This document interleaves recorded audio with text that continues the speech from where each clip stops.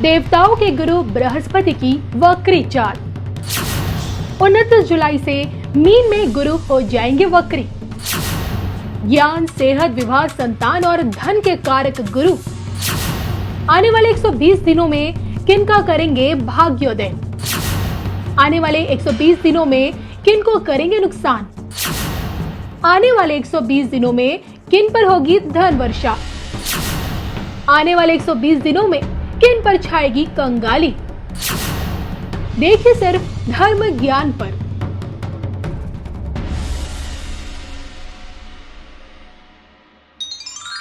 नमस्कार, धर्म ज्ञान के दर्शकों का स्वागत है। मैं कविता राणा, मेरे साथ आचार्य राकेश चतुर्वेदी जी। नमस्कार कविता जी, सादर वंदन दर्शकों। आप लोगों के लिए लेकर आए हैं वक्री गुरु के आने वाले 120 दिन आप लोगों के लिए, यानी कि धनु राशि, धनु लगन वालों के लिए कैसे रहेंगे। देवगुरु बृहस्पति जो कि मीन राशि में इस 29 जुलाई से वक्री हो रहे हैं, यानी कि अपने घर में, और तकरीबन 24 नवंबर तक रहेंगे, यानी कि 120 दिन। ये 120 दिन देवगुरु बृहस्पति आपके ज्ञान, आपकी सेहत, आपके धन धान्य, आपके विवाह और आपके संतान पक्ष को किस तरह से प्रभावित कर सकते हैं।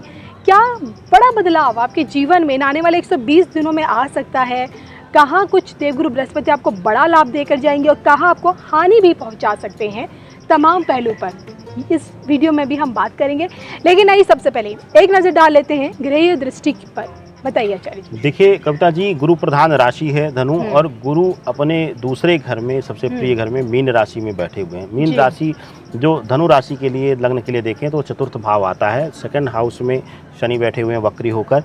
मंगल राहु अब पंचम भाव में आ जाते हैं, शुक्र सप्तम में आ जाते हैं, और सूर्य बुध जो हैं वह चंद्रमा अष्टम भाव में उस दिन बनाए हुए हैं, संयोग युति बनाए हुए हैं, और केतु का जो है वह एकादश भाव में स्थिति वह फिक्स रहेगी।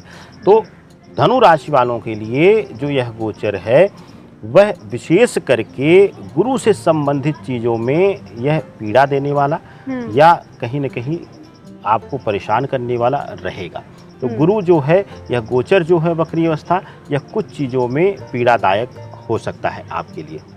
चलिए, वो कौन कौन सी चीज़ें हैं जहां गुरु आप लोगों के लिए पीड़ादायक साबित हो सकता है, ये भी हम आपको बताएंगे।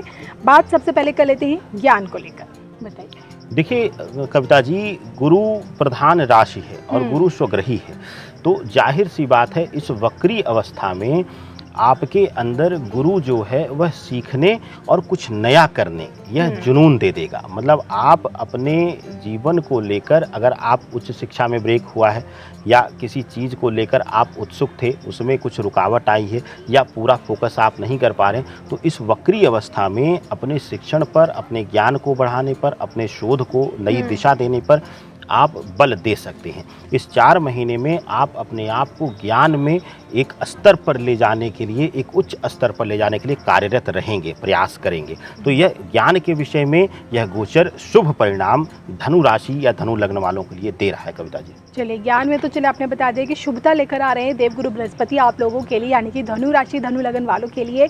अगर यही शुभता क्या आपके स्वास्थ्य में भी है? स्वास्थ्य कैसा रहेगा देवगुरु बृहस्पति की कृपा से आने वाले 120 दिनों में, जानते हैं। देखिए, स्वास्थ्य के लिहाज से जो ग्रहीय स्थिति बन रही है, सेकंड हाउस में शनि वक्री अवस्था में बैठे हैं, केतु एकादश भाव में, मंगल राहु की जो स्थिति है वह पंचम भाव में है। तो स्वास्थ्य के लिए आपको अपने स्वास्थ्य से संबंधित कोई चिंता करने की जरूरत नहीं है, एकदम से फिक्र करने की जरूरत नहीं है। स्वास्थ्य बहुत अच्छा रहने वाला है आपका, आप मजबूत स्थिति में रहने वाले हैं। स्वास्थ्य धन का लाभ पूर्ण रूप से यह गोचर आपको दे रहा है। इस गोचर में सबसे जो बढ़िया बात है आपके लिए, जो सुखद बात है कविता जी, वह स्वास्थ्य संबंधी धन ही है। कि मतलब आप अब तक अगर थोड़ा सा आप अपने आप को लो फील कर रहे थे, लेजी फील कर रहे थे, तो गुरु वक्री अवस्था में है आपको और ज़्यादा एक्टिव कर देगा, शारीरिक रूप से भी, मानसिक रूप से भी। दोनों तरीके से यह शुभता का परिणाम देता हुआ नजर आ रहा है। चलिए, मैं आचार्य जी आपसे जानना चाहेंगे वैवाहिक जीवन लोगों का कैसा रहेगा, जो कि मैरिड हैं, जो कि अनमैरिड हैं,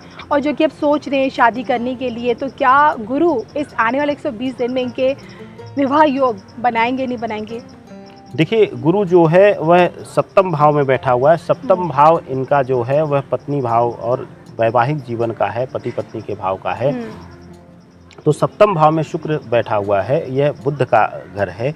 तो यहाँ पे देखने को मिलेगा थोड़ा सा वाणी भाव से बुध चंचलता देगा। मतलब आप अपने पार्टनर को बहुत क्विक रिस्पांस देंगे तो कई बार वह आपके कुछ रिस्पांस से या कहिए कि कुछ तीक्ष्ण वाणी से वह आहत हो सकता है। बाकी कहीं भी आपको दिक्कत नहीं लग रही है, वैवाहिक जीवन सुखद आगे बढ़ने की संभावना है। हाँ, पार्टनर की वाणी तीक्ष्ण होगी और बहुत क्विक रिस्पांस हो जाएगा, तो वहाँ पर थोड़ा सा आपको आहत हो सकते हैं आप, वहाँ पर आपको पीड़ा मिलती हुई गुरु वक्री अवस्था में दिख रही है। इससे अगर उलट अगर हम बात करें लव लाइफ के लिए, तो लव लाइफ में चंचलता या अस्थिरता का योग दे रहा है। मतलब आप अगर नई नई लव लाइफ शुरू हुई है तो आप अभी आंख बंद करके भरोसा मत करिए, बड़े बड़े सपने मत सजो लीजिए कि इसी के साथ हमारा जीवन है, इसी के साथ हमें मरना है। मरने की तो सोचिए ही मत। दूसरी चीज़ यह है कि ब्लाइंड फेथ किसी पर इस समय मत करिए। अगर लव रिलेशनशिप में अगर आप ब्लाइंड फेथ करते हैं तो सिर्फ आप यूटिलाइज होंगे, उपयोग की वस्तु बन जाएंगे, अन्यथा और कुछ नहीं आपके जीवन में मिलेगा। कविता जी, चलिए अजय जी, ये तो हमने बात की इनके लव रिलेशनशिप्स को लेकर। अगर बात करें हम इनके संतान पक्ष को लेकर, तो वहाँ से कोई इनके लिए खुशखबरी है या फिर कहीं कुछ परेशानियाँ इनकी बढ़ सकती हैं? संतान सुख क्या कुछ है? पंचम भाव में कविता जी मंगल और राहु एक साथ बैठ जाते हैं, जबकि राहु यहीं पर बैठा रहेगा, मंगल गोचर कर जाएगा। मंगल के गोचर करने के बाद भी इनके स्वास्थ्य संबंधी जो है संतान पक्ष से स्वास्थ्य संबंधी संतान प्राप्ति के लिए तो प्रयास अभी विफलता दिखाता ही है, लेकिन अगर संतान है आपकी तो थोड़ा सा उसका केयर बढ़ा दीजिए या उसके प्रति लापरवाही कंट्रोल करिए। अगर नवजात शिशु है और बड़ा हो रहा है और वह चलना फिरना सीख गया है तो थोड़ा सा उस पर नियंत्रण रखिए, निगाह रखिए, क्योंकि राहु बैठकर कुछ न कुछ शारीरिक पीड़ा के बहाने आपको मानसिक पीड़ा देने का भाव देता है। तो थोड़ा सा बच्चों के पक्ष से एग्रेसिव रहने का, और विशेष करके वह पेरेंट्स जो अक्सर कई बार मोबाइल इत्यादि में या अपने कार्य में घर पर भी खोए हुए रहते हैं और बच्चों पर ध्यान नहीं देते हैं, तो उनको थोड़ा सा बच्चों के प्रति सजग रहना पड़ेगा, नहीं तो कुछ न कुछ स्वास्थ्य पीड़ा या शारीरिक पीड़ा मिल सकती है। कविता जी, चलिए ऐसे में इनका आर्थिक पक्ष क्या कहता है? धन लाभ के कितने योग हैं इस दौरान इनके 120 दिनों में? देखिए, अष्टम भाव में सूर्य बुध चंद्रमा उस दिन लिए हुए है स्थान और केतु एकादश भाव में है, तो आर्थिक रूप से इस समय खर्चे होंगे, व्यय होगा, कुछ नई चीज़ों की तरफ रुझान बढ़ सकता है, कुछ अपने जीवन में अपने जीवन की भौतिकता को बढ़ाने की तरफ रुझान बढ़ सकता है, तो वहाँ पर खर्च होगा और धन की कमी नहीं होगी, लेकिन लगेगा कि अभी वह आर्थिक स्तर हमने नहीं प्राप्त किया है जिस आर्थिक स्तर पर हमें होना चाहिए। तो अपूर्णता का भाव आर्थिक स्तर पर दिखेगा, जो कि आपको और परिश्रम करने पर मजबूर करेगा, या यूं कहिए कि और ज़्यादा आपको मानसिक रूप से उलझाएगा। दोनों तरीके की समस्या देगा कविता जी। चलिए अजय जी, जाते जाते क्या कुछ उपाय इन लोगों को करने चाहिए गुरु से संबंधित, ताकि जहां इन्हें हानि हो रही है वहां थोड़ी राहत मिल सके इन्हें? देखिए, सबसे उत्तम रहेगा इनके लिए एक सबसे सटीक उपाय, हालांकि लोग कहते हैं पुखराज पहन लो, ये पहन लो, देखिए पुखराज या स्टोन के साथ नियमबद्ध होना पड़ेगा जी।